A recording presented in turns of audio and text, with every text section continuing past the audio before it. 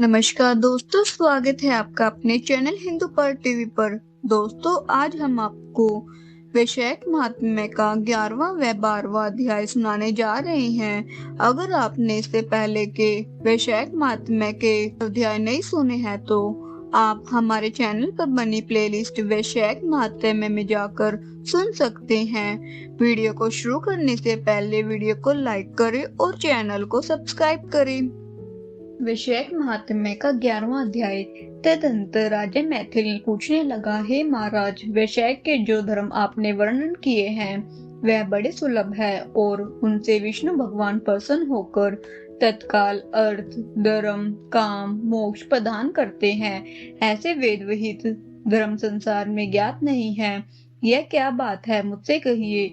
शुद्धदेव बोले, हे राजन, वैशाख मास के कर्तव्य धर्म प्रख्यात क्यों नहीं है और अन्य धर्मों की संसार में ख्याति क्यों है? संसार में पुत्र, पौत्र तथा धन संपत्ति, सांसारिक भोगों के चाहने वाले मनुष्य बहुत है। इसलिए राजस और तामस धर्म संसार में प्रख्यात है और जो इच्छा रहित सात्विक धर्म सुख प्राप्ति कर विष्णु भगवान को प्रसन्न करने वाले हैं, वह पृथ्वी पर छिपाने योग्य है। इसका कारण बताता हूँ, सुनो। इक्ष्वाकु के कुल का भूषण काशीपुरी में नृग का पुत्र सार्वभौम राजा बड़ा यशस्वी कीर्तिमान नाम का हुआ। यह जितेंद्रिय, क्रोध को जीतने वाला, ब्राह्मणीय और राजाओं में उत्तम था। एक दिन वह अखेट करता हुआ जा रहा था तो मार्ग में मुनि वशिष्ठ जी के शिष्यों को देखा, जो कहीं प्याऊ लगा रहे हैं, कहीं छाया मंडप बनवा रहे हैं, कहीं वापी निर्मल करवा रहे हैं, कहीं बैठे हुए मनुष्य के पंखों से पवन कर रहे हैं, कहीं सुगंधित फूलों को दे रहे हैं, मध्याह्न के समय छत्री दान कर रहे हैं, कहीं तांबुल दे रहे हैं, कहीं नेत्रों में कपूर लगा रहे हैं।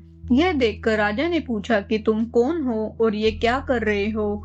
वे बोले, हम वैशाख में कर्तव्य धर्मों को गुरु वशिष्ठ जी की आज्ञा से कर रहे हैं, जिनके करने से धर्म, अर्थ, काम और मोक्ष मिलती है और विशेष फल तुम गुरु जी से जाकर पूछो। यह सब सुन राजा वहीं से तत्काल चल दिया और वशिष्ठ जी के आश्रम में पहुंचा।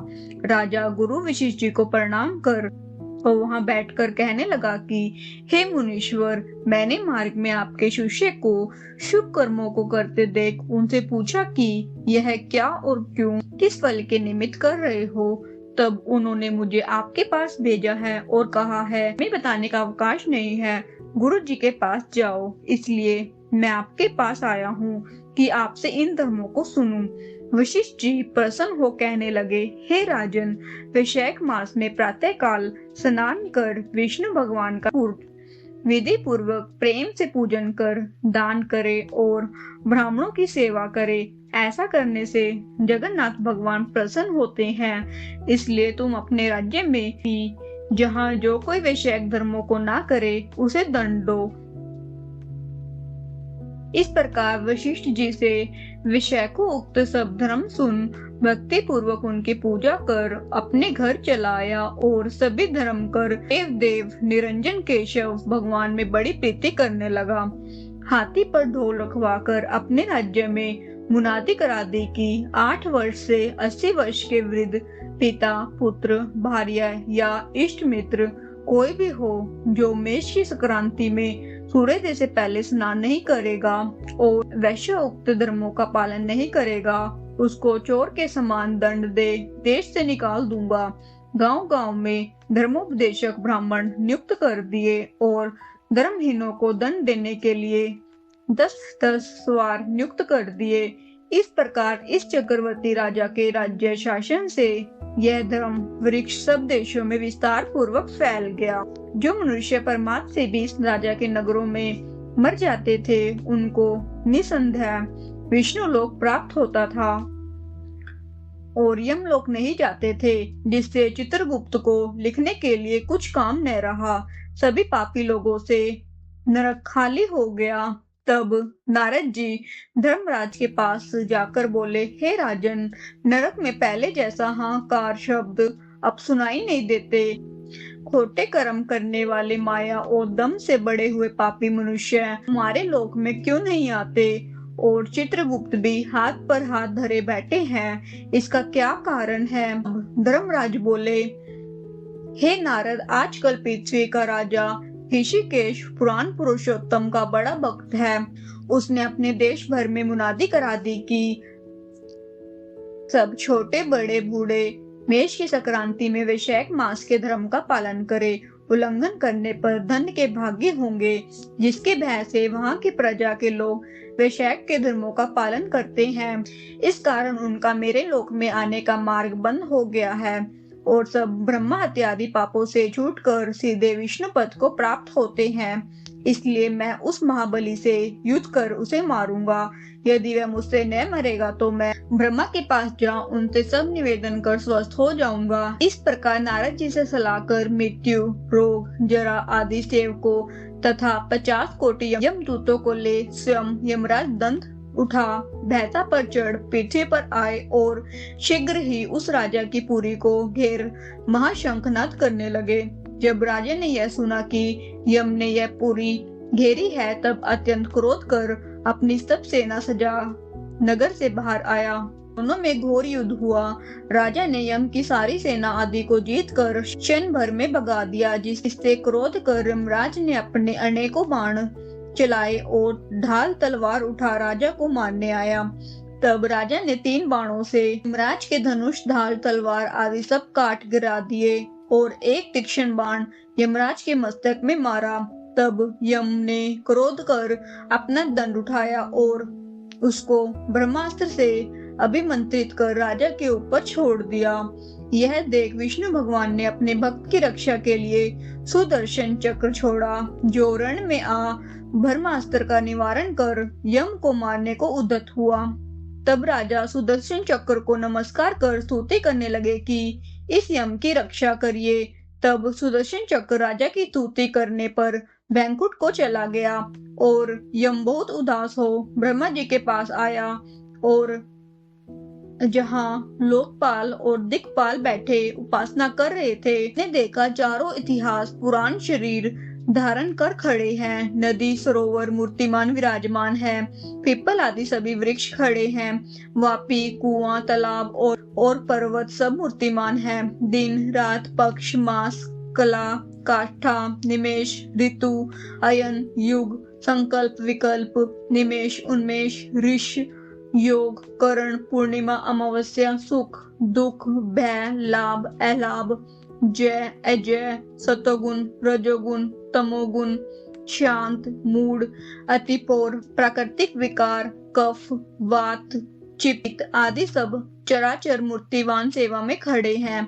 उनके बीच में यमराज सेवकों सहित लज्जावान हो मुख मलिन कटे वृक्ष की भांति जा गिरा और त्राही त्राही पुकारने लगा। उसको देख सभी आपस में अचरज से कहने लगे कि यम के आने का क्या कारण है।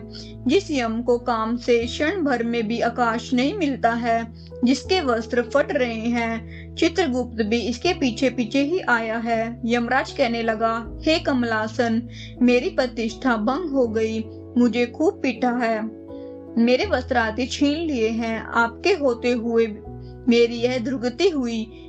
यह सुन सभा में बड़ा भारी कोलाहल हुआ। तब पवन ने ब्रह्मा की सलाह से सबकी वाणी रोक दी और यम को वहां से उठाया और आसन पर बिठा पूछने लगे कि यह दुर्गति तुम्हारी किसने की है। तू केश केतु, जो सबके पिता है, उनके सामने अपना सब वृतांत कह, वह तुम्हारे हृदयस्थ दुख को दूर करेंगे। तब पवन के कहने पर यमराज केश केतु के पुत्र के मुख की ओर देख बड़े दीन स्वर और गदगद वाणी से सत्य सत्य बताने लगा। इस प्रकार वैशाख महात्म्य का 11वां अध्याय समाप्त हुआ। जय विष्णु भगवान की। वैशाख महात्म्य का 12वां अध्याय। यम बोला, हे शंभो ब्राह्मण, मेरी बात सुनो, मेरा लोप हो गया है। मेरे मरने से भी अपने पद के खंडन को अधिक मानता हूँ। हे कमलासन, आपने स्वामी के यहाँ रहकर उसके नियुक्त किए हुए कार्य को जो नहीं करता वह धून बन जाता है। जो बिना कार्य खाता है तिर्यक योनि में जा 300 कल्प तक नरक भोगता है। जो निष्प्रय होकर अपने स्वामी का काम पूरा नहीं करता वह घोर नरक भोगकर कोआ की योनि पाता है। जो अपने कार्य में तत्पर रहकर स्वामी के कार्य को बिगाड़ देता है वह 300 कल्प तक चूहे की योनि पाता है। जो कार्य करने के सामर्थ्य होने पर भी घर रह जाता है वह बिल्ली की योनि पाता है। सो हे देव, मैं आपकी आज्ञा अनुसार प्रजा के धर्मों का साधन करता हूँ और अनेक कर्म अनुसार पुण्य और पाप कर्म को धर्मशास्त्र के जानने वाले मुनियों द्वारा भली भांति विचार कर कल्प के आदि वर्तमान में जो यातना होती है वो मैं देता हूँ। हे प्रभु, अब मैं अपने नियोग को करने में समर्थ नहीं हूँ, क्योंकि कीर्तिमान राजा ने पृथ्वी से आपका नियोग उखाड़ दिया है। इस राजा के भय से समुद्र पर्यंत सब पृथ्वी के मनुष्य वैश्य के कर्तव्यों धर्मों का पालन करते हैं।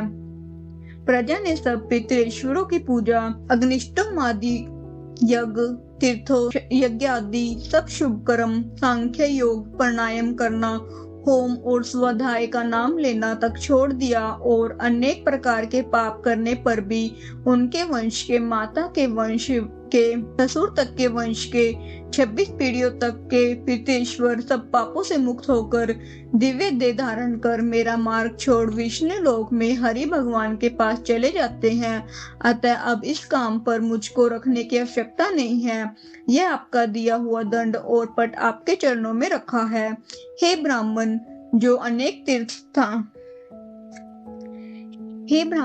अनेकों तीर्थ स्थान से दान तप व्रत करने से, अनेक प्रकार के धर्माचरण करने से, प्रयास में पतन होने, रण में मरने से, यज्ञ आदि करने से देव गति नहीं मिलती, जो मेष की संक्रांति में प्रातः काल स्नान कर भगवान का पूजन कर कथा श्रवण करते हैं और वैशाख महात्म्य सुने और यथोचित वैश्वनीय धर्मों का संपादन करे तो वह विष्णु लोकाधिपति हो जाता है। राजा की आज्ञा से वैशाख के कर्मों को कर सभी मनुष्य बैकुंठ चले जाते हैं। यह राजा मेरा और आपका परम शत्रु है। हे जगतपते, इस राजा का निग्रह करना उचित है। यदि हम उसकी अपेक्षा करेंगे तो वह केवल विष्णु भगवान के चरणों का आश्रय लेकर वह राजा इस संपूर्ण लोक को बैकुंठ में ले जाएगा, इसमें संदेह नहीं है।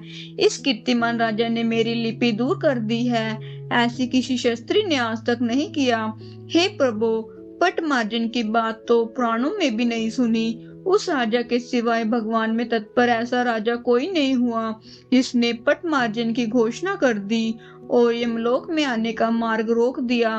प्रकार वैशाख महात्म्य का 12वां अध्याय समाप्त हुआ। जय विष्णु भगवान की।